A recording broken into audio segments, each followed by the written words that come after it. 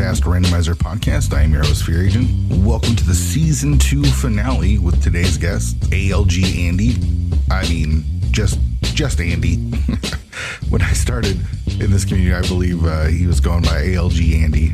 That was like an esports team or something that he was a part of, but that's going way back. We had a really good conversation. I had a lot of fun talking with Andy. I was really glad to have Andy on the show and to end season 2 with him. And I did my best to not like fangirl out too much on Andy because he's a bit of a celebrity in the community. You know, he's the one that was on GDQ and so many people saw it and got interested and learned about the game. So obviously a good dude and really important part of helping the community grow. So yeah, really excited about the conversation that we had and for you all to hear it. This past 216 Weekly, we had Zelga and Telethar playing standard cross keys. Really, really interesting seed. I would check it out if you enjoy some nonsense. We restream it on my channel, twitch.tv/fearagent_, and I'll be trying to get those up on YouTube. I'm a bit behind on that. Had Dr. Earworm on as COCOM, and we had a good time. It was a silly seed. Really silly. I don't want to spoil it, but if you like nonsense, I would download the seed. It's in the 216 Weekly channel, and check that one out. Telethar won the restream, and for this week's 216 Weekly has chosen pilot spoiler keys. So we're going to try a little something different. We're going to do a little co-op this weekend. Every 216 Weekly, of course, is at noon Eastern on Saturdays. I restream it on my channel, twitch.tv/fearagent_. Open to everyone, but you're going to need a partner for this one, and we'll be playing pilot spoiler keys. So pilot spoiler keys, it's one of those modes. It was born out of the league. We were trying to come up with other co-op modes other than co-op AD, because at the time co-op wasn't played much, and if it was just played as co-op AD, all dungeons. There wasn't any other sort of co-op. I think some people try to play a little bit of co-op cross keys, but cross keys hadn't exploded yet in popularity, so there was a hesitancy to play cross keys. So it didn't really catch on. Co-op entrance is the closest thing that we've gotten to a co-op entrance mode. But back in season 2, we were trying to come up with a couple of different ways to play co-op other than just co-op AD. And it was Sir Linkalot who approached me with the idea of this mode, as I was the only admin back then, and he was one of the few mods that we had on the team,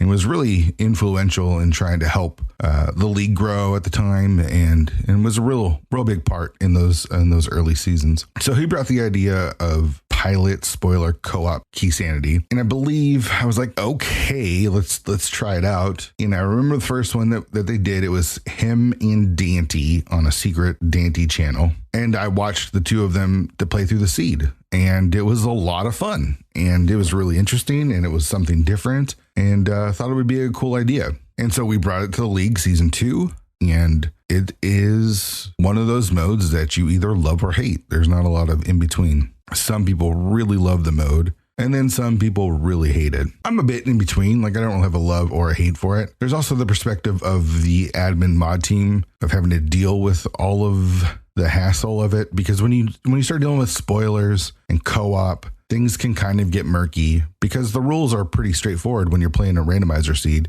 You don't watch your opponent, you don't get outside help, and co-op goes outside of that, and then spoiler co-op goes outside that even more. And then when you get to spoiler log, it's always about how do you parse the information and what tools can you use to help you parse that information. And it's real basic. You can use copy and paste. You can use any program that has copy and paste. You just can't use any sort of automation to help you parse the log. So you would think it would be simple. You think it would be, don't do anything that's outside of that. But for some reason, that brings up 1,000 more questions. And then that invites discussion and arguments and blah, blah, blah, blah, blah, blah. And it got really annoying for the admin and mod crew. And so that's why it's no longer, from what I understand, like, I didn't make the decision for this season, as I'm not a part of the admin team, but I totally understand not wanting to have that as a mode in season 5. They've said they might bring it back, and I wouldn't be surprised to see it in season 6. Getting back to the mode, I think the mode is fun. I think it's fun. It's challenging. There's no prep time, so your pilot gets the log on go and has to parse it while the person's playing. And you have the added key sanity, which makes it all that more difficult, because you have to figure out which dungeons you need to complete, which keys you need, which big keys you need, which items you need. It's a lot to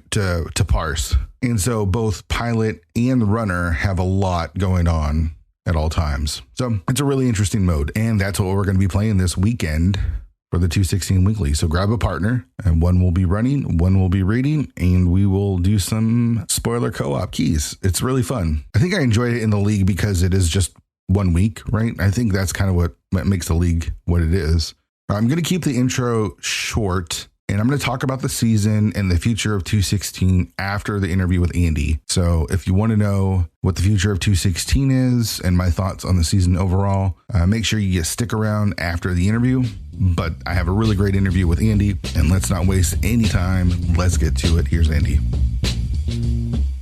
All right, Andy. So I'm not going to lie. I'm going to fanboy out a little bit today because, and I'm sure you've heard the story a million times from everyone, you're the reason that I played this game, right? Like I play Rando because I saw you and ChristosOwen do the race at GDQ. So I think I can try to consider myself a peer after being in the community for 4 years, but part of me is going to fangirl out a little bit and be a little weird, honestly, to have you here. When you watch someone for a long time and then you kind of have a conversation for them, it's like, are they real people? You have a little bit of a celebrity status, whether you like it or not, and whether it's like, Hollywood or streamer, but people know who you are. You're actually the first person to ever fangirl about me. So good. I'm glad I have that distinction, man. All right. So, I mean, we've got a lot to cover in a short amount of time. So let's kind of start with how you got introduced to Link to the Past Randomizer. I think we'll start there. Were you playing the game already? Were you speedrunning the game when Randomizer was created? Like, what's your story as far as your introduction to Rando? Let's go all the way back to 2012, shall we? Okay. April 2012, one of my best friends at the time introduced me to Twitch. It was Siglemic was doing a lot of Mario 64 70-star attempts, and that was like my first delve into speedrunning, basically. And I was like, whoa, This is really cool. Like, I played this game a lot as a kid. This dude is really good. I probably watched for a couple weeks, and then I was like, I really liked Link to the Past. Link to the Past was my favorite game as a kid growing up. I played a lot with my mom. It was the first game that I 100%ed by myself. Mm-hmm. So I was like, I wonder if there's any Link to the Past speedruns out there. So I stumbled onto a good pal of mine, King Hippo 423, and I saw him doing Link to the Past, any percent, no save and quit. Okay. As it was named back then.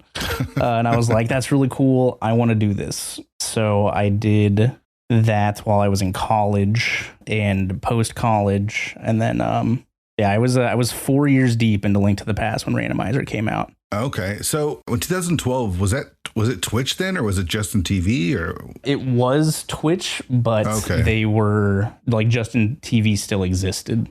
Oh, I see. Twitch was just like the gaming section of Justin.tv. Oh, like there wasn't anything that wasn't gaming allowed on Twitch yet. Oh, I see. No hot tub streams yet. Nope, no hot tub streams. No money makers, unfortunately. So in that 4 years before the Randomizer had come out, you were just spent that time doing speedruns, and this was more of like a hobby, right? Yep, definitely more of a hobby. Lots of speedrunning. Like back in 2012, there was basically just like any percent and 100%. So there wasn't like a lot of the glitches that people know about today, like hadn't been discovered yet. So there really like wasn't that much to do in the video game yet. Mm-hmm. And then like 2013 into 2014, I think is when Yuzuhara ended up starting to just like crack that bad boy open. Yeah. And so like that's when any percent RMG, as it's known now, first started becoming a thing. That's when all dungeons, RMG became a thing. And so, there was a little bit more to do, like post, like just no major glitches stuff. Mm-hmm. But I was pretty close to like my burnout point come 2016, speedrunning wise. Right. Yeah. I mean, you're playing one game and you're trying to get really good with it. Was your times like drastically improving over those 4 years? Yeah, I would like to say so. I think I peaked at like number 8 in NMG. Okay. My first 125. I think was number 8 or number 7. Wow. And then I had a couple chances at 100% world record back in the day when it was incredibly unoptimized. Sure. Yeah. But could never clutch it up when the RNG blessed me. There's a really good clip of me I got literal perfect RNG and 100%, 0 blue balls, 1 dig, 1 chess game, and I pushed the block the wrong way in Ice Palace and threw my controller at my Super Nintendo. Oh my god. Oh, that's awful. Yeah, there's a really good clip of that somewhere out there. So in 2012, what did NMG, I guess, look like? Was Hammer Yump a thing by then? Nope. Wow. No Hammer Jump. Hammer Yump got found in 2012. It was found. It was towards the September or October 2012. I'd like to say.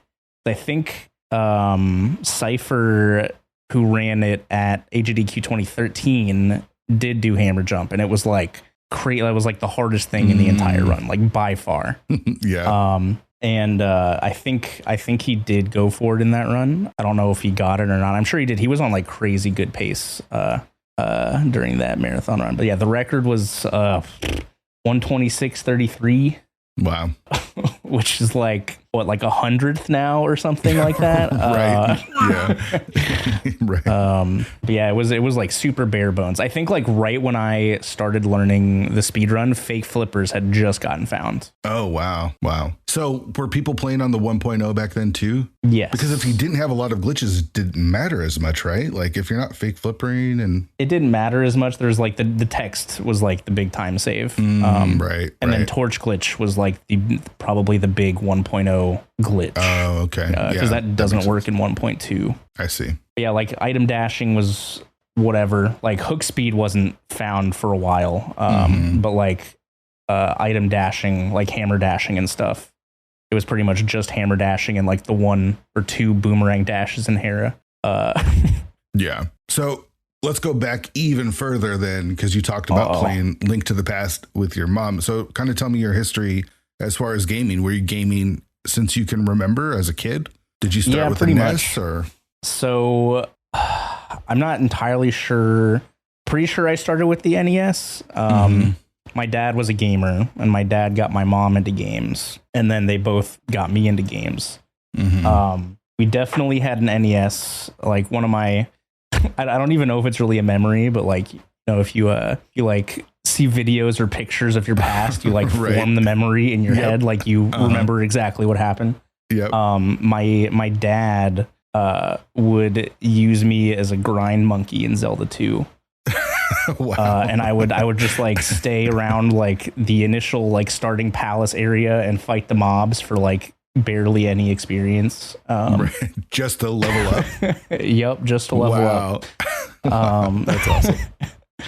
But so you definitely had the NES growing up. I'm not entirely sure when the SNES got introduced in our family. Like I don't have any memories of that. But yeah, my mom and I would play like Donkey Kong Country series, just because you could do like, you know, 2-player co-op with that. And then we were all big Zelda fans, so we play Zelda a lot. Yeah, and then when my mom, we lived with my grandparents when I was really young, and so my mom finally like moved out like with a boyfriend or whatever after my parents got divorced, and so I was just with my grandparents, and I still played a lot of games. I would get 20 minutes of gaming before bed at night because I would have to take my nebulizer medicine because of my asthma. Okay. So that's like core memory is me with a thing strapped to my face while I'm playing Illusion of Gaia. Sure. Yeah. I did that a lot. Wow. So where did it go from there? Did you continue with the Nintendo, or were you the type of gamer that wanted to play all of it? So my dad had the Sega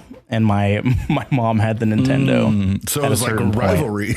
Right. Yeah. So we got to play like Sonic and what was it? I really loved Vector Man for the Sega Genesis. Oh, okay. I played the heck out of Vector Man. Yeah. And then Super Nintendo at my grandparents and my mom's place. Yeah, pretty constant gaming, probably until high school. Gaming kind of took a backseat to sports and sports. Sure. So as a kid, were you naturally good at the game? Did you feel like you were like one of the kids that would like play to completion, or what was your kind of play style? Did people go to you and say, hey, Andy knows how to beat this level and kind of do that kind of stuff? Or did it take a while for you to get to that spot? I don't know. I feel like everybody always remembers them being better at games than they actually were.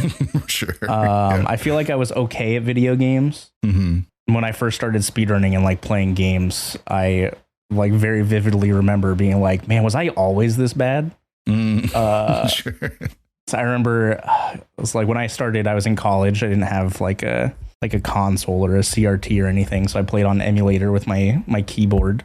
And like the first time I picked up a Super Nintendo controller, which must have been like the first time I'd picked one up in like 7 or 8 years. I was like, I like couldn't walk in a straight line basically. And I was like, there's no way that it was like this before. So as you got older and you said you got into sports and stuff, you weren't playing like 64 or Xbox or PlayStation or any of that stuff? I would on like my mom had a lot of our older gaming stuff at her place. And so I would go visit her on the weekends. And so I'd play sometimes while we were there, but she bought a Wii. So she was super into like playing Wii games. So like the older retro stuff got like put in the basement or whatever. Sure. So we didn't play that as much. But in high school I had like an Xbox 360 and I'd play like, you know, Madden and Halo and Gears of War with friends. That wasn't super often. It was usually on weekends as well. But yeah, mostly during the week it was homework and sports. Okay. So you get introduced to Twitch in 2012 and you start doing the Link to the Past grind. Are you doing any other speedruns at this point, or is it mostly just Link to the Past? I'd probably say it was like 80% a Link to the Past. And then I took like some mental breaks with like Mario 64 learning and doing bingos and stuff. I did some Super Metroid back in the day. I didn't back then. I didn't take it too super seriously. I wanted like a sub 1, and I got a sub 1 any percent. I think I ended up getting down to like a 56 or something before I stopped with Super Metroid. Okay. And Ori and the Blind Forest was the other big one. Oh, okay. And that's probably like the most amount of time I spent away from A Link to the Past. So as you're doing this, you're in college, right? So so speedrunning and all this other stuff isn't streaming full time, isn't in your purview at this point, right? You're just kind of doing it as a hobby and kind of wasting time. Yeah. I stopped college in 2013, I believe, and then started working. So I was still streaming, but it was like relatively inconsistent just because my schedule was inconsistent. Right. Like most people in the community, right? Like we stream when we do races or want to do some like fun stuff, but we're not doing it as a day job. Correct. So when does that sort of happen? Does that come after Link to the Past? When you decide I'm going to do this for a living? It comes towards the beginning of Randomizer. Okay. Actually. So it's kind of interlinked then, the Randomizer and you. Yeah. Okay. So can you tell me a little bit about how they kind of work together? So let's see. Rando came out in 2016 at some point, and my like 2015 to 2016 was really weird. I got promoted to be a front end manager at a grocery chain that I was working at. Big time. Yeah, big time. And then I was living in a piece of property that my grandparents owned, and I was renting it from them. And they called me up one day in 2016 and were like, "Hey, we're gonna sell the place, so you need to move." And I was like, wow. "Oh, okay, that's cool." Like, not entirely surprised, but a little surprised, I guess. Sure, yeah. And so at that point, I'm like trying to figure out what exactly I want to do. Where do I want to go? I'd lived in the DC greater metro area for basically my whole life. Up to that point. So I was like, maybe it's time to move somewhere else for a change. And so I moved to Wisconsin. Wow. Why Wisconsin? I had my good friend I Ate Your Pie, fellow full-time streamer. lived out there and was moving out of his parents' house for the first time.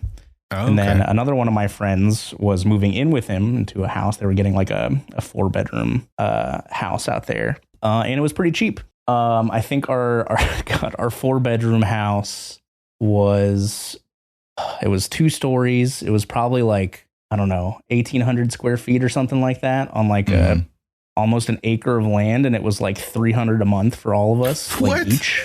Yeah. No, that's ridiculous. Wow. So like the cheap factor was part of it, but all like, Sure. I just wanted to like fully get away from like family, relatives, whatever for a little while and just experience life on my own. Sure. Like, even living, 40 minutes from my parents, I was still going to have dinner with them like every week, every other week. Mm-hmm. It was your chance to like grow up, right? Like Exactly. get out and do your own thing and kind of become your own man and stuff. Yeah, I get it. Yeah. So to grow up, I decided to try full-time streaming out. The surefire hit, grow up, play video games. Yeah. Oh yeah. My parents were extremely happy with that decision. I'm sure they were. But yeah, like for real, like, working in the retail industry, it's not super easy to just like move to a different city and get a job unless it's with like the same company. And so I had like a ton of interviews lined up with like store managers and corporates. And so while I was doing that, I was like, well, listen, I like don't have a job right now. My stream is doing okay. I had Twitch partner for 2 years at that point. Oh, okay. So I was like, let's see, I've never been able to stream regularly, like with the schedule, like every day. So let's just try it for a little while and see how it goes. And now we're here 6 years later. Yeah, that's awesome. So you got partner without the plan of doing this full time. How did that go? Because the partner grind, we talked to Willard a week ago about how shitty the grind was. Was that the same for you? Kind of. Partner was way different back then. Like if you could pull off, like you don't have to like have like a whole month long of numbers. The numbers game also was like extremely undefined. It was like, hey, average like 200 viewers. But like if you were a big name or if like they looked at your stream and you had a bunch of viewers for like a week, they would just give you partner. Okay. But so leading up to HDQ 2014, which was my first Games Done Quick run, in any percent NMG race against Solidus, I was pulling in 200 to 300 viewers per stream for prep. And so I was like, oh, this is cool. Maybe I can apply for partner. Back then, they also didn't have transcoding options for most people. And so if you were in like the top percentage of people live at the time, you would get transcoding options. And what that would do back in the day is it would cut your VOD and then go live again with transcoding options, which is counterproductive to speedrunning. Sure is. So the big reason to get partner back then was just to get transcoding options, basically. Wow. And so yeah, I had like 200 to 300 viewers, sometimes more, for like a solid couple of weeks leading up to GDQ. And so the day I left for GDQ, I applied for Twitch partner. And I get back, GDQ is a week long, so I didn't stream for a week. I get back and they're like, denied, you don't stream enough. I'm like, all right, cool. So fast forward a couple months, I helped organize and host what we called Mega Marathon, which was a marathon, like I don't remember if it was an entire week long. It might have been like 6 days or 5 days of 24/7 speedruns to get our friends from Australia to SDQ. Okay. And so we raised money for that, and I did it on my channel. And we jokingly called it the Get Andy Partner-a-thon because a week long of 800 to 1,500 viewers was like guaranteed partner, basically. Sure. Yeah. So That's so yeah, funny. that's how I got partner. I really think I should have gotten it before AGDQ 2014, Sure. but it's whatever. You got punished for going to the GDQ. So yeah, exactly. gosh, I'm trying to think of like early GDQs. When did GDQ start and when did you kind of get involved? Oh God, when did GDQ start? That's a really good question. Because, we think of it now, it's huge and it has been that for the last few years, but it's, you look at some of the early ones and it was pretty small. I know they were raising a decent amount of money back then, but not like they are today. Yeah. So the first one that I went to was AGDQ 2013. Okay. I'm relatively recent to the speedrunning community. It was pretty tight knit. Basically, all of it was just in an IRC server for Speedruns Live. Okay. When it was actually like used, right. And then like the different communities would have their own like sub channels, like hashtag ALTTP was the link to the past channel, like DKC, whatever.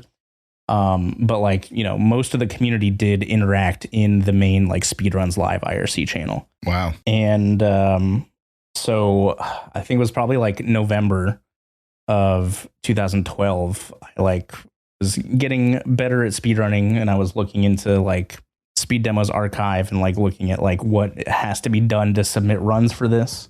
Mm-hmm. And I noticed that there was a charity event that was like kind of close to where I lived. I was like, oh, can I like still go to this? They're like, yeah, sure. You just need to pay for a ticket. And it was like super cheap. Mm-hmm. It was hosted at the 4-H Center right outside of Washington, D.C. And it was just like this little tiny conventions. It wasn't even like a convention center. It was kind of like a kids like camp center. Like there was like a okay. There was like a couple bigger rooms, but it was mostly like really small, like double bunk, like hotel rooms ish.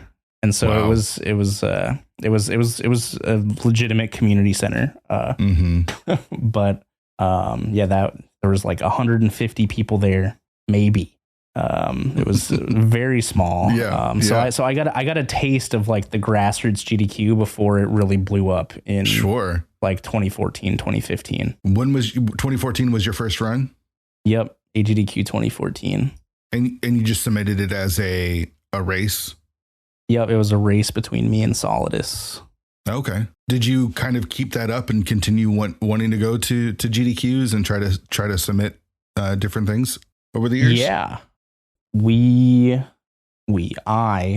I've only missed even up to now, not including, I guess I did miss this last SGDQ, but I missed one GDQ event from 2013 to 2020. Wow.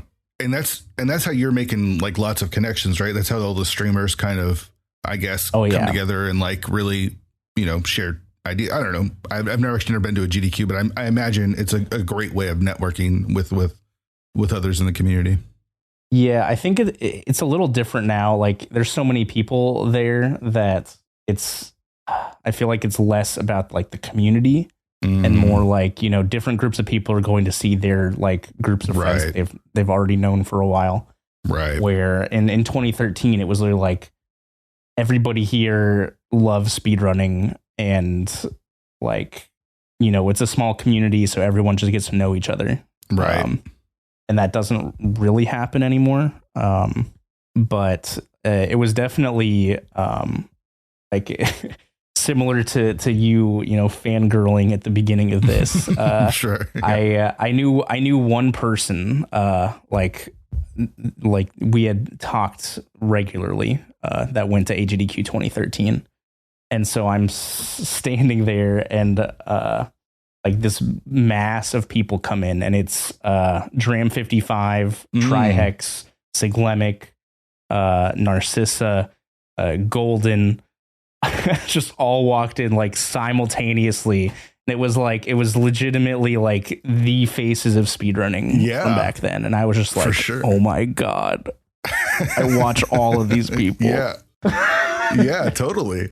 It's weird. We, like when we were kids, celebrity was a completely different thing. Whereas like you had to do TV or movies or whatever to become a celebrity. But now with the internet, there's all these different levels of fame, right? So, there's some big streamers. Barb, for example, has a lot of people watching his stream and he's relatively famous and does really well. But in the grand scheme of things, he's not really that famous. But that doesn't mean that it doesn't mean a lot to a lot of people, right? Yeah. Okay, so finally getting back to like Link to the Past randomizer, you're doing the vanilla game and you're kind of burnt out on it, I take it? Yep, I'm real close to burnout. After, doing a ton of GDQ runs and like basically doing everything I could do with the game glitch wise, up to that point, like pretty much after like mid 2014, I got my 125, which was like number 7, number 8 in the world, whatever. I basically dropped any NMG category and exclusively focused on glitch stuff because it was more fun. Sure, mix it up. And so there was like all dungeons, any percent, reverse boss order, swordless, like all of those things were more towards the tail end of like my speedrun career for Link to the Past, I guess. Mm-hmm.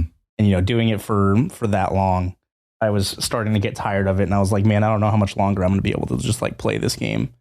And then Randomizer came out and I was like, man, Randomizer's never going to work for this game. It's going to be so bad. Yeah. It just doesn't make sense. I'll stick with my Pokemon and Super Metroid randomizers. Boy, were you wrong. Yeah. And so I started playing it and I'm like, wow, this is kind of all right. Like, I didn't really realize that there were so many different options just because, it's hard to think about a game differently than like you playing it normally and like thinking about like, you can get the Village of Outcasts with the hammer and the glove, or the flippers and the hook shot after beating Aghanim, or like whatever else. Mm-hmm. It's not super easy to like just visualize like randomizer concepts like that without like seeing it in person. Sure. So yeah, randomizer was a really good time, and already being good at the game was a big help. Sure. But I mean, the people that are playing randomizer are the speedrunners, right? Like, it's not like it is now where everyone can kind of pick it up. It's the people that are kind of invested in getting good at the game, right? I mean, at first, obviously, like it came from the speedrunning community, right? But at a certain point, like most of the speedrunners, are more focused on the speedrunning. Mm-hmm. So the amount of people who did it after the first couple of weeks was way more on the new to Link to the Past side than it was from the speedrunner side. I see. Yeah, that makes sense. So did you help with any sort of development? Because the game, as it was first developed in 2016, right? Is that what we said? Yep. To where it is now is very different. Extremely different. Mm-hmm. I didn't do too much. I did a lot of like testing and like making sure like settings were functional and, like doing test seeds before like new logic stuff got released. But my like actual help with anything on the technological side was non-existent. Sure. My brain is not big enough for that. Sure. But you obviously know the game well enough to where you could play test and figure out if stuff works and kind of, test it out, because it feels like the first couple of years is kind of the beta of it, right? They're removing the text and they're figuring out the logic. And then there's a lot of changes going on in the first couple of years of Rando that a lot of us weren't here for. Oh yeah, for sure. Like the first, like 6 months to a year, maybe was just like getting more things randomized. Like at the start, all of the pendants and crystals were vanilla. Oh. And NPCs always gave major items. So like Zora always had an inventory item. Sahasrahla always had an inventory item. So it was like get a bow and beeline Eastern to get that Sahasrahla item. Sure. There was also weird stuff like you could have one glove and hammer in the light world, but you couldn't have hammer and both gloves in the light world. There was a lot of like funny stuff like that was implemented, and it just took time to figure out how exactly to randomize everything. Sure. Right, and how to do it right. Like I don't think there was progressive items at first, right? You could just start out with absolutely not the gold sword or the mitts or whatever, and totally break the game. Yeah, I actually have the first Link to the Past randomizer tournament. I lost to another speedrunner of the game at the time, Mike the Viewer, due to the lack of progressive items. Oh, really? He died on the way to Ice Palace, or not Ice Palace, Ice Rod Cave. Ironic, because I'm the only one that does that now. Yeah. And it had a glove, but Aghanim was still required. And then Palace of Darkness had the mushroom, and the mushroom had the mitts. And so that was way more natural of a check for him because of the lack of a glove and the ability to like get around the Dark World. Mm-hmm. And so I lost significantly. That's funny. So the game's out for a couple of years, and you and I guess Christos decide to submit it for GDQ. Is that kind of, can you tell me the story about getting it into GDQ? I'm not sure where they were with like ROM hacks and stuff. I think they were doing some Mario ROM hacks at that point, because I remember watching like Pooh and Panga and stuff do like Dram World or something. Yeah. I think the first hack was Dram doing like Kaizo Mario Worlds. Right. Or one of the Kaizo Mario Worlds. I think it was the first one, but I think you're right. Yeah, I think you're right. But yeah, GDQ was, very much like no ROM hacks, like only speedruns, only on console, and a randomizer had never been in GDQ before. And Zelda 1, which was probably like, the under Link to the Past for like, randos that are like relevant and like well known. Mm-hmm. They had submitted Zelda 1 randomizer before and gotten rejected because it's like, no, we don't do this. Mm-hmm. So it was still relatively early in the GDQ being open to ROM hacks and like challenge runs and like more showcasey kind of things. Mm-hmm. And so, we were talking about it, and we were like, okay, like, Link to the Past randomizer's blown up. It's super popular. I think we could submit it. We need to get 2 commentators that are good, and we need to make sure this isn't a blow up, because then randomizer is never going to make it into GDQ again. Right. Yeah. There's a lot of weight into it. Yeah, if it does get accepted. That was probably the most stressed I've ever been for a GDQ run. Just because like, if that goes wrong, that was like, the GDQ's like one like toe in the water. And if it goes badly, they're never doing that again. Right. Yep. But thankfully, Chris and I entered GT almost simultaneously, and now look at them.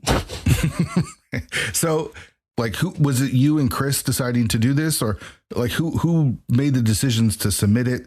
And was there a thought about maybe mixing it up as far as people goes? And then how did like Willard and Vitor, and I think Patty all get chosen for the couch? I don't know who decided that we should do it. Like, it was probably, like Chris and I talking about it and being like, hey, let's do this.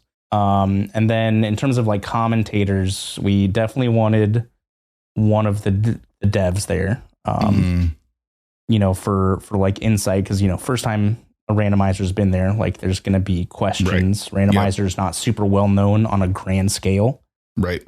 So, having somebody there to answer like technological questions and just kind of like explain the randomizer is good. And then Patty, funny man, make people laugh. Haha. Yeah. A staple of the Andy couches in GDQ's past. Was he playing rando with you back then? He actually joined randomizer tournaments back then. Oh, wow. He went big into rando for a little while. Okay. And then Willard, I think, was just probably like one of the consensus like best commentators from the early rando tournament days. Mm-hmm. And so and like Willard and Patty were friends, I'm pretty sure. And it's always important to have 2 people that can get along while they're commentating, especially for something as big as that. Like we I think Chris and I like asked around like with the people that were involved in the submission, like, hey, like who do we think would be best to commentate this? Mm-hmm. And it worked out really well. Yeah. Well, yeah, for sure. Were you surprised when they picked it up? A little bit. Like, I was a pretty big GDQ name. Like, I've probably done like 20 GDQ runs or something now. I don't even know anymore. Wow.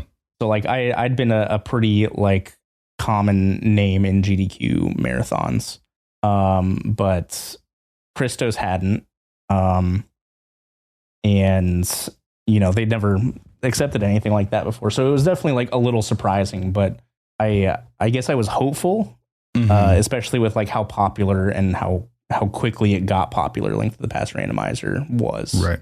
So around then. Yeah. So, I mean, it blew up for sure after that moment because it was, you know, put on the stage for so many people. But in those 2 years from 2016 to 2018, was the community growing really fast? It was growing pretty fast. It was definitely like the best randomizer available. Right. And like Link to the Past is a pretty easy game to get into. You know, we had a bunch of tournaments, and then like, you know, I think like the first time, not necessarily the first time, but like where people were like, okay, this is kind of a big deal, was when we had the 512 person Swiss tournament. Right. There's never been a speedrunning tournament that big before, ever. Right. Which I think was after the GDQ, right? Yeah, I think so. Okay, so I think yeah, we'll get to that because I know you were one of the admins and some of the stuff that went on with that. But I want to kind of finish up the GDQ stuff. So you guys chose swordless. Why did you choose that? Just to show off what randomizer could do? Pretty much. And you know, like GDQ loves donation incentives, so that was a good like, you know, benchmark. Christos and I were both, you know, confident that we could do it. The whole process leading up to it was interesting as well. So like the GDQ generated 5 seeds, I think, maybe 10 seeds, and the staff like played them throughout the week to make sure they were beatable. And then like the day, like 15 minutes before, they just they picked one of them at random and gave it to us. Okay. But yeah, I think it was more like, you know, swordless was one of the only like not glitch heavy options that you could even pick back then. Right. So I think that's probably like more why we had it as an incentive, just because we could and there wasn't much else to incentivize. Right. Because, you know, the major glitch stuff can is probably not going to go as well. And then it's a lot harder to follow from a casual perspective. Right. And so you talked about being nervous, but you both of you played really, really well. Did you have any idea as you're going through how well it was going? And did you have any idea how much of an impact it would have on the community after that? I mean, Christos and I were both pretty even at the game. So, you know, at that point it was, you know, decision based almost exclusively. So you could kind of tell how it was going on stage. Like we had huge noise canceling headphones, but like the room was packed for that run, and you could still hear the crowd like faintly like cheering when people got items or whatever. And so like, you know, I find the hammer from Graveyard Ledge and I hear the crowd cheer and I'm like, okay, I'm the first one to that hammer. Let's go, dude. Get the go mode bow from Pendant Turtle Rock. Don't hear cheering and I'm like, uh-oh. But I had already dipped pod, I think, and so Chris still had to find the big key and do all that stuff. So like me finding the bow after Chris wasn't too bad. Or like I remember like heading to Turtle Rock, I heard cheering and I'm like, oh no, I like this. Just like thinking in my head. But you know, I figured with a good showcase that it would definitely like get more eyes and more people into the community. But like you never know like what kind of effect that's going to have. Right. And to like what extent it's going to end up like, you know, affecting people like coming in to actually play, unless like people coming in to learn more about it. Right. I feel like the people come to learn about the speed run after they see it at GDQ way more than like, yeah, I'm going to do this. Right. So yeah, we had no idea it was going to blow up that much.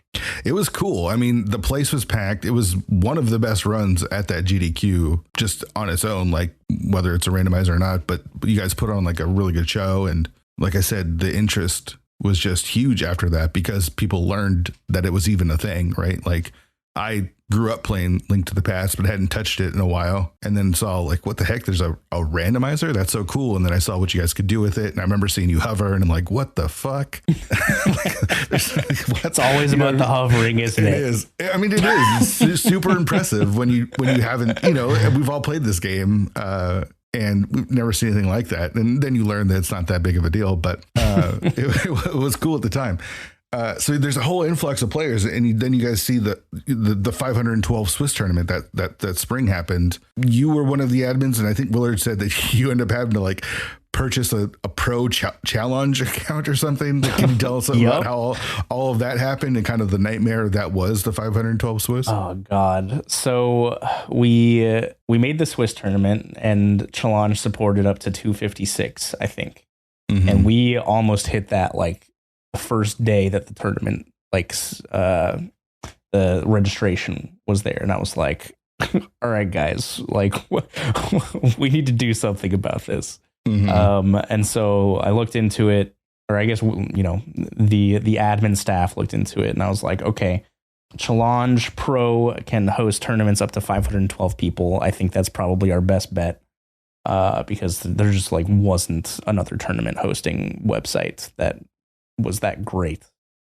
back then. I had, at that point, I had also used Smash.gg a bunch.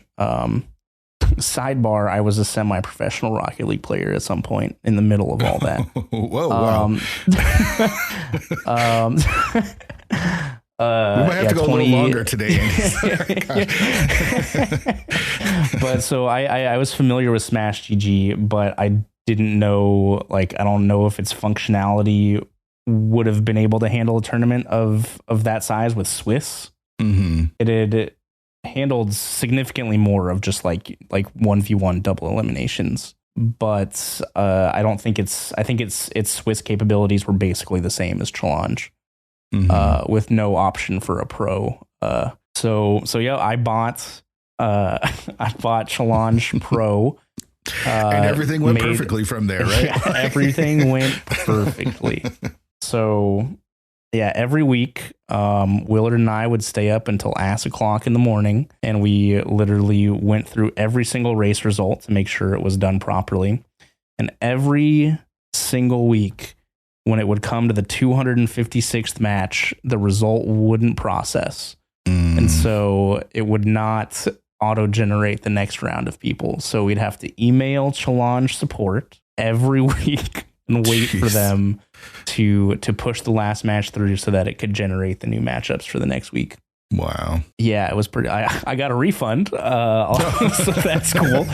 Oh, man. Oh, but the time that you had to spend each week doing that with 512 runners is just insane. And then there's, when you have that many people, there's bound to be assholes and shitbags and, the infamous smoke match and all the bullshit that kind of goes along with. We had one match. Many people. I don't know what happened. It was a match that I was proctoring. And so the seed got generated and they were racing. I don't know what happened, but somebody randomized, one of the players randomized the rando seed and it got super bugged. And it messed up a whole bunch of visual things, and one of the players got Moon Pearl on library, and then the other player went into the library and it was half a Moon Pearl, half of something else. And they got the something else. So they had no Moon Pearl in their game. And so, with the delay and, no looking at chat, it probably took 45 minutes for them to realize that they should stop playing. And it was really weird. I still to this day have no idea how that happened. Back then, was there a 20-minute delay as well? Because I think 10 minutes, the 10-minute delay is the standard now. But I don't remember what delay we used for that. Feel like we did use a delay. But I honestly can't remember for the life of me how much delay was used. Yeah. All right. So sidetrack. Let's get to that Rocket League. So in between all of this, you're doing Rocket League as a pro. What's going on there? So 2015, was probably when I took my largest break from Link to the Past, when Ori and the Blind Forest, a little after Ori came out, and I started speedrunning it. The community was really small, and it was filled with a lot of people who were new to speedrunning in general. Mm-hmm. And so, they were doing whatever, learning strats. They weren't doing any of like the hard stuff or the frame perfect stuff that saved a ton of time because it was too hard. And so when I learned to speedrun that game, I was like, fuck that. I'm doing all the hard shit. I know how to practice stuff appropriately after speedrunning Link to the Past for 4 years. And so I like helped push that community to get better at the video game faster. And so while I was doing that, Rocket League came out in like August or September 2015. And while I wasn't, practicing Ori and the Blind Forest or whatever, I was playing Rocket League with friends. We'd have, I think like 12 of us of our like friend group bought it. Mm-hmm. And we would just do like in-house 4v4s and just like dick around and like just drive around, blow each other up, whatever. Right. And so we did that for like a couple weeks. And then like 4 of us, I think, like kept playing the game after everybody else stopped because it was fun. Mm-hmm. And as somebody with a big sports background like me, Rocket League ticked like all the boxes. It was, sports based. It wasn't mostly automated. It was physics based. I love like physics based engines in games. Like I'm a big old grapple game fan because physics based stuff is ridiculous. And so a couple of us ended up playing more and getting pretty good. And then I ended up being the only one that was still playing after a certain point. Okay. But I got good. I was like top 100 in preseason, which led me to like, playing with a lot of the really good players pretty frequently. And then they announced the RLCS, the Rocket League Championship Series. So I found a team, and I don't think we were ever like projected to make it into an RLCS season, but we were close a couple times. Mm. And then, come 2016, I was still playing. People were getting better, obviously. I'd made some friends in the Rocket League community separate from the speedrunning community. Mm-hmm. They formed a team which was expected to be really good, and I was the sub, and we actually got signed to an esports team. Oh, called Leaf Esports. It does not exist anymore, I believe. But yeah, my first esports signing was not speedrunning related. Wow.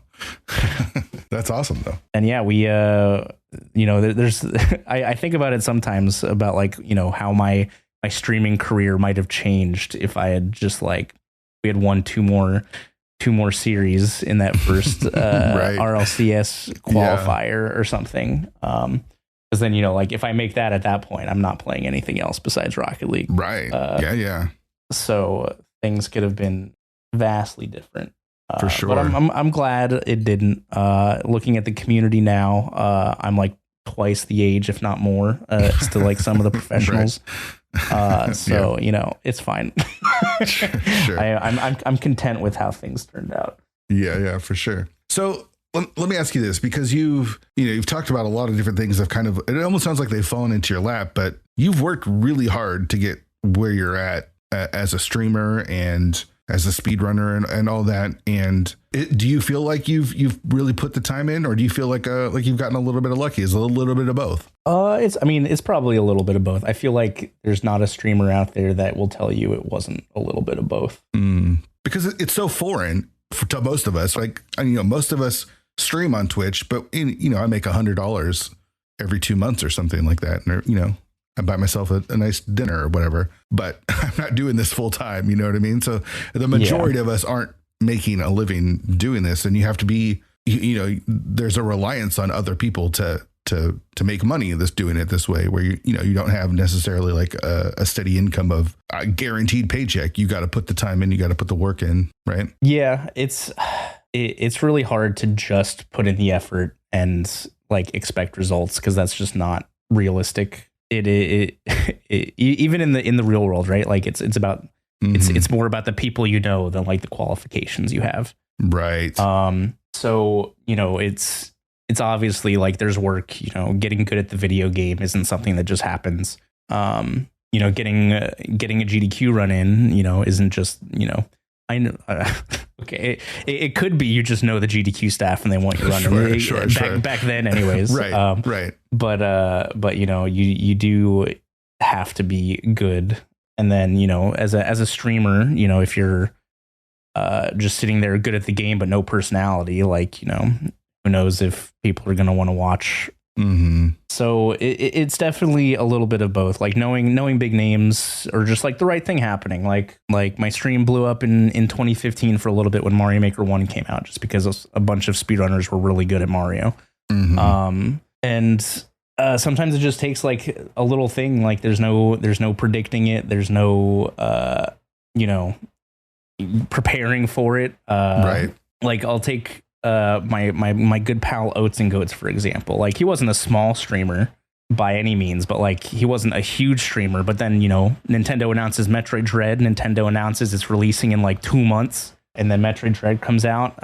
Oats, being basically an exclusive Super Metroid streamer / speedrunner, gets into Metroid Dread, and his channel blew up almost instantaneously. So sometimes it just takes a little of luck with that. Sometimes it takes a little luck with the, you know, the right bigger streamer, you know, noticing you and, you know, like sending raids your way, or like, you know, just talking about you every once in a while. Right. It's it's a lot of those connections. Easy. Yeah. It's a lot of those connections that you make when you do, even with GDQ being what it is now, right? There's still things like SG Live and some of the smaller stuff where, or you know, some of the stuff that Pooh puts on. It's like, you know, ways of connecting and kind of like help other people, right? Like it doesn't feel like most people just do it on their own. It feels like it takes almost like a team effort. When was the moment for you that you felt like you made it? My channel definitely took off once Rando became a little more mainstream. YouTube helped a lot too. You know, people searching like Link to the Past randomizer on YouTube and my face being the one that pops up definitely helped a lot.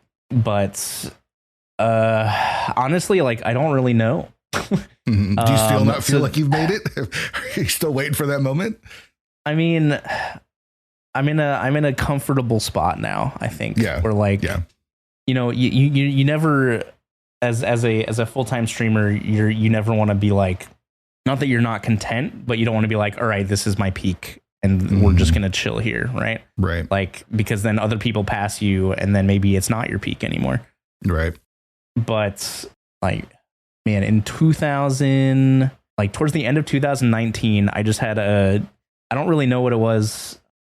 Like when mystery randomizers started becoming a thing, like, not that my channel was small back then, but like one of the walls that a lot of people talk about is like the 500 viewer wall, like more than like, you know, there's the 100 viewer wall, there's the 200 viewer wall, where like it just seems like you can do whatever and you just get stuck behind that wall for like years. So one of those walls is the 500 viewer wall, and it always felt like if you could break that 500 viewer wall, you were like hitting like 600, 700, 800 instead. Like, you weren't ever sitting at that wall. You were either just short or you were significantly past it. And at some point in 2019, I like I said, I don't really know why it happened at all, but I went from like a 400 viewer streamer to like a 1,000 viewer streamer in no time. Yeah. I didn't really understand it. I'm not even that anymore. I don't get 1,000 viewers a stream anymore, but it was like a solid like 10 months where I was getting like pretty close to 1,000 viewers, if not more, almost every stream, for seemingly no reason. Right. And sometimes that's just how it happens too. It's still a very unknown industry. I mean, market. It's such an infant. It's in its infancy for sure. Like, I mean, streaming is so, in the grand scheme of things, so new, and, you know, learning how to monetize it and make money from it is still so new. And in 20 years, it'll be, you know, a lot different than it is now, but it might not even exist in 20 years. Who knows? Right. Yeah. We have no idea. So how do you keep things fresh? Because you do feature Link to the Past a lot on your channel, but, you know, you branch out and do other games. You've done a lot of Tunic and Tunic Rando and, yeah, whatever, but Pokemon stuff. But Is that how you keep it fresh, by not just focusing only on Link to the Past? Yeah, I think with randomizers specifically, it's definitely more difficult for me to burn out, just because, you know, I can, like, while it is playing the same game every time, like now there's so many different like settings and options you can pick from, where like I can do a casual boot seed like today, and then tomorrow I'll be like, I don't really feel like playing a normal randomizer, so let's like do some insanity entrance shuffle and want to die the whole time. Which chat loves more, right? They want to watch you suffer. 100%. They love, I don't know what's going on, but watching you just be in pain for 6 hours is fantastic. Yeah, just like the vast amount of, like, for me anyways, like being able to just pick a different like mode or settings or whatever makes it a lot more difficult for me to burn out. But like, you know, even still, like sometimes I just don't feel like it, and you know, that's why it's nice to have, you know, like Super Metroid or Pokemon or like, you know, casual game, whatever, to fall back on. Right, for sure. Do you see yourself doing this for a long time? Like, do you see the future for you streaming till you retire? I just tell myself that I'm going to do it for as long as I can. As far as I'm aware right now, anyways. You know, right? Like, we don't know the future, right? Like, anything can happen. Totally. Like, man, if the government passes some like dumb internet bill, then like streaming's just like rip. You know, it's not out of the realm of possibility for something like that to happen. But you know, I definitely enjoy it, and as long as I'm enjoying it, and as long as, you know, I can enjoy it and also live relatively comfortably, there's no reason for me to stop. Sure. Did you ever have the conversation with your parents that like, hey, guess what? I'm doing pretty well. Like, you know, as they worry about you as a streamer, or were you able to like say like, hey, guess what? It actually would turned out. It took a while for sure. I think it was maybe that GDQ ran. No, they understood it at a certain point. They're like, okay, well, he's been doing this for like a couple years and he's not homeless. Right. So like, he's got to be doing all right. Like, he comes and visits us, you know, a couple times a year. You know, we don't think he's like peddling drugs on the side, but like, you know, he could be. That could be it. But at some point, I don't remember if it was the crowd control run or if it was the rando run, but the Wonderful 101 podcast talked about it. And like, somebody at my dad's work was like, I'm pretty sure this podcast just talked about Andy.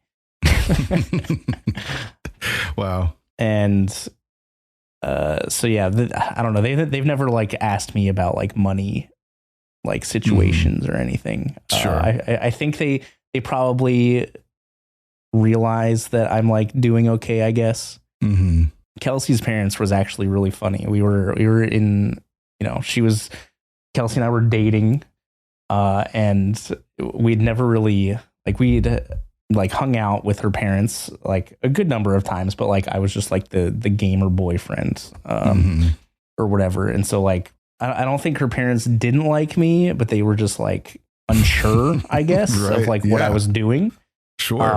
And so we were in Houston, visiting her sister, and we went out to some brewery, and the brewery had a food truck in the back that we were ordering lunch from. We went to go pick up the food. It was me and her mom. And we went to go pick up the food when it was ready. And we go and pick it up. And the guy who's working the grill was like, you play video games? And I was like, yeah. And I looked down at my shirt because I was assuming like, oh, maybe I'm just like wearing some gamer shirt today. But I was not. And so he's like, do you stream on Twitch? And I'm like, yeah. And Kelsey's mom just like slowly starts looking at me. And then he's like, are you Andy? And I'm like, yeah, what's up, dude? He's like, oh, dude, I love your streams. It's really cool. And Kelsey's mom's like, what the fuck just happened? I bet. Oh, that's too good. So I think that's when it like kind of clicked for her parents that it was that I was an actual not thing, a gamer boyfriend. Right. Yeah. but but yeah, That's too good. That is too good. so that was really funny. But yeah, my parents slowly became more accepting of it. They definitely were the opposite for a couple of years, I think. Sure. Yeah, you want your best for your kids or whatever, but yeah, you were able to work hard and like I said, get a little lucky and all kind of worked out for you. Yeah, they were pretty against me playing video games for a little, like post college anyways. They're like, really? You're just wasting your time. Oh, sure. Blah blah blah. And, a couple bad grades in college. They're like, oh, you're throwing your life away. Right. Man, the last time I went to visit them, we were like reminiscing about it. And they're like, man, we're so glad you didn't listen to us. Right. Because you're doing what you love, right? Like you get to make the content that you want to make, and it's working out in a way that, a lot of people are going to be jealous of, It's pretty cool. It's pretty cool to be able to be your own boss and to, play video games for a living. That's pretty damn awesome. Yeah. And just like all the stuff that I've been able to do, like I would never be able to do, like, I went to Lollapalooza in 2019 as an artist, and like, played video games at the Red Bull outpost, traveling the world to play video games and like meet people and take pictures. Yeah. There's a lot of stuff that I wouldn't trade for the world. For sure. I mean, I think you've done a couple of those Grand Poo sessions. I can't remember what they're called. Mm-hmm. Those seem like a blast. And then like you done like some ESAs and of course the GDQs and all that other stuff. It's like getting the chance to travel and meet people and, interact with the audience is what makes streaming so cool, honestly, right? Like, yeah. Sure. Gosh, we've hit the hour mark and we've barely even talked like the fact that you've won a couple of tournaments and we haven't talked about your opinions on there's so much that we could have covered and shit, we've already hit an hour.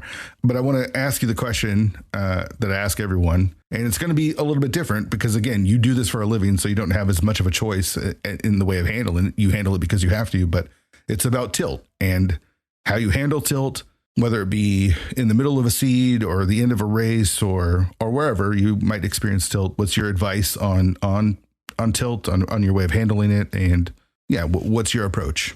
Ooh, that's a good one. So, I mean, I'd like to think that I don't really tilt that much, but that's definitely not true. Right. I just think like, you get better at handling the tilts the more you experience it. And it's really hard to just be like, yeah, just do this and you won't tilt.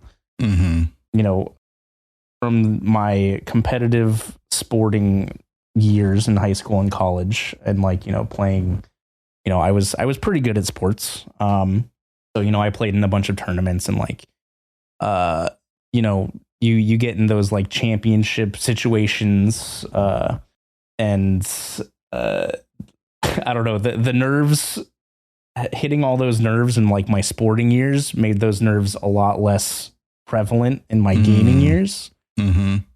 But yeah, I don't know, man. It's just it's just a learned skill, just like anything else. Sure. Playing in high pressure situations. Rocket League also helps a ton with that.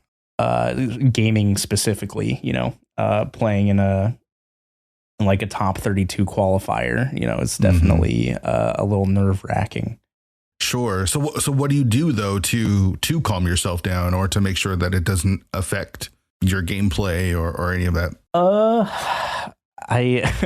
I think it's just like, I don't know if there's like a good way to calm yourself down or to like make it not affect you. It's just, dealing with it as it comes, being able to just like brush it off and be like, all right, that mistake doesn't matter, in the grand scheme of things. I think it's just a skill, like it's part of the mental way you look at it. You can't, in like a basketball game, like, you take a bad shot, make a bad turnover, whatever. Like if you think about that the rest of the game, then you're just going to play worse. And so like having the mental ability to just, be like, all right, next play. Right. Is, I think, just a learned skill that comes with, from experience. From experience and from losing and from, totally. Like for me, I would lose, or I'd last locate, or I'd lose a race that I, didn't think I should lose, and I'd get pissed. And then I was pissed that I was upset about it. Right.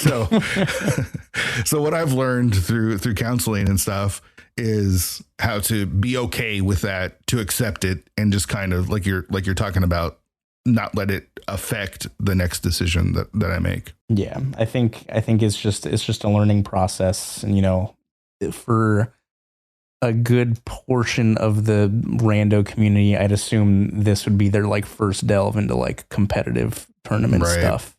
Right. At least like in a high like pressure, like execution based situation, which is like completely different than like, if somebody came from like, Pokemon trading card game, like, tournaments or something where like you might have like a time limit, but it's all mental and not like physical and mental. Mm-hmm. Being able to have control over your physical and your mental is a pretty difficult thing to have. Sure. Yeah, I get it, man. I get it. I mean, I just watched the Mariners lose 8-7 in a walk-off home run in the divisional playoff series. I was pissed. And I had no even control over that.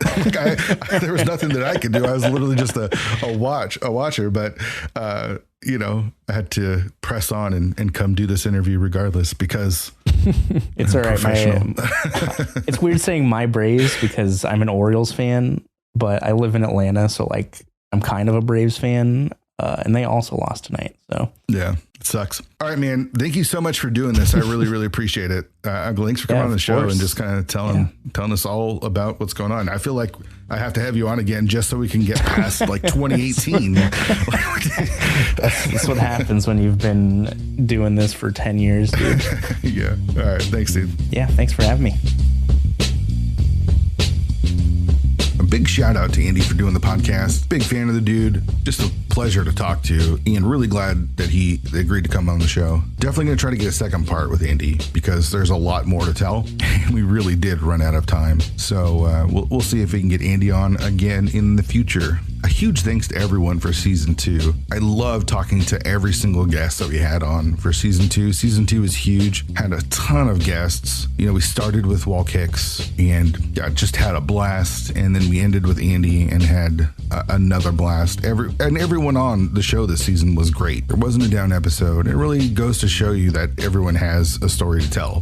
Whether you're at the top of the game, whether you're a commentator, whether you're a spectator, whether you're middle of the road, it doesn't matter as far as your status goes when it comes to ALTTPR. You have a story and the story matters. And that really showed in season 2. So huge shout outs to everyone that came on for season 2. I can't thank them all enough. Season 1 was mostly my friends. In season 2, I branched out to people that I didn't know and had some really great conversations getting to know people and hearing their stories. So yeah, season 2 was awesome. And I was really excited coming off of season 1. Season 1 went swimmingly well. I had a blast talking to a lot of my friends. And, some of the people I didn't know, like Magnet Hands that well in season 1 was one of my favorites. But I was coming off of a high of season 1 and I kind of overbooked season 2. There were so many people that I wanted to talk to. I was super excited. I was, coming off of a high of season 1. And I just, instead of booking like 12 guests or whatever, I ended up booking like too many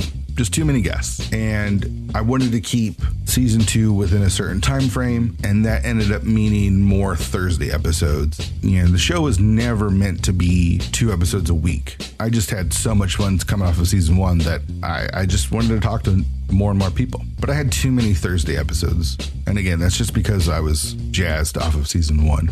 And the podcast isn't hard to make. I really enjoy making it. I really enjoy talking to people and recording. I don't do a ton of editing. I don't edit anything out of the episodes as far as conversation goes, but I don't do a lot of editing. But it does take a lot of time to put the episodes together because I got to re-listen and make sure everything sounds okay. I have to do these intros and outros, and it's not a lot of work, but it does take a lot of time. And then when there's 2 episodes a week, it just takes that much more time. And as the season has gone on, I've gotten later and later in getting the episodes out. I kind of put off the work of editing. It's like the least fun part of the show, but it has to be done. And so saying all this, I just need to take a little bit of a break. So I'm not exactly sure when season 3 will be coming out, but it will be coming. At the end of season 1, I announced all of the season 2 guests. That's not happening because I haven't booked anyone for season 3. When season 3 comes, there may occasionally be a Thursday episode similar to what there was in season 1. But for the most part, we're going to be going weekly for season 3. So most of the episodes will be out on a Monday. So yeah, I just need a little bit of a break to kind of recharge the batteries, have a little time to myself, and then we'll get right back into it for season 3. There's so many people to interview and so few hours. So I don't know who's going to be on for season 3. I do know that I want to talk to Zelga Dasan for sure. I want to get Zelga on. That's like one guarantee that I have for season 3 is I want to get Zelga on. I also have a mission to try to get Darity Pills on. I really want to talk to Darity, and I haven't asked her or talked to her about this, so she doesn't even know this, but I've heard she's going to be tough to get. So it's almost a challenge. Hoping to have Darity on the show. I think that'd be great. But there's just so many people in the community that I want to have on the show. If I listed everybody that I wanted on the show, almost everybody in the community, and just a long list. It's just not possible. And it's not just the top runners. I want to make sure that's clear. I think I've done a good job of spreading out who I've interviewed on the show. That it's not just like you win a tournament and you're on the show. You know, it's interesting to have someone like Obscure who won the tournament and, you know, hear his story kind of as it happens. But my goal isn't to just interview the top runners. I want to interview everyone, no matter where you are in this community. You don't even have to race. I just have to know your name, really. The thing is, everyone has a story, and no one's story is more important than anyone else's. And so I'd love to hear everyone's stories, and I love to talk to the people and kind of, you know, hear where they're at. You know, it doesn't matter your status as far as rankings go in the ladder or the tournaments or whatever, the league. It doesn't matter. All that matters is that you're a part of the community, and I know who you are. I think there's a lot of new people. PH, Shinmaru are a couple of names that come to mind that I'd love to have on the show that are kind of new to the community, and they haven't won anything, but have kind of made themselves known as far as, you know, being a part of the discussions, just kind of hanging out and having a good time. And it makes me want to hear their story. So if you want to be on the show, you know, just be a part of the community. I think that's the only real requirement. It's easier to you know, name some of the bigger names. Adirondack Rick would be great to hear on the show. VTorp, you know, some of the bigger names, those are easy to name because everyone kind of knows who they are. But there's a lot of people that I want to have on the show because, again, everyone's story is important. And I think that's kind of what 216 is all about, right? Like, hearing people's stories, finding out what makes them tick, why you play the game, why you're in the community, and, you know, turn you into a real person. So the list for season 3 and beyond is huge. It's huge. There's so many people to talk to. And, you know, for season 3, I might even do a couple of second episodes. I really want to talk to Andy again and kind of finish his story. And Herfy Durfy is also someone that I want to get on the show again, because if you listen to that episode, we could have kept going for a really long time. So don't be surprised to see Andy and Herf on again for season 3. So yeah, that's the status for season 3. It's coming. That's all I can tell you. The 216 Weekly will continue as always, even between seasons 2 and 3. So even though I won't be talking about it on the show and announcing the modes on the show, we'll still be doing the 216 Weekly every Saturday, noon Eastern. As we head into like the busy holiday season, I might not be able to restream all of the 216 Weeklies, but I can guarantee you there will always be a 216 Weekly Saturday, noon Eastern. So that will continue on. And then we'll probably just take whoever wins the 216 Weekly and go with their choice for the mode for the following week when we don't have a restream. So that will continue. We will not miss out on the 216 Weeklies. I really can't thank everyone enough for sticking with the show, helping the show grow, helping build the 216 community. I really can't thank you all enough. The show is bigger and better, and the community is more awesome than I could have even imagined when I started dreaming up doing the show. So I really just want to thank you all. And I really want the 216 community to be a place of positivity for everyone, open to everyone, and be a place where we encourage each other and where we have like this common ALTTPR interest, but can expand past that. Lots of sports talk going on in the Discord, and I'm really enjoying that. So if you're into sports, the 216 Pod Discord is definitely the place to be. But there's a lot of other stuff going on, a lot of stuff in the off topic, you know, people talking about getting jobs, and there's the NMG stuff where you have people encouraging each other, and yeah, it's just a cool place to be. So come hang out on the 216 Discord. 216pod.com has the links that you need. And again, I can't thank you all enough for being a part of the community. It's really awesome. And again, more than I could have imagined.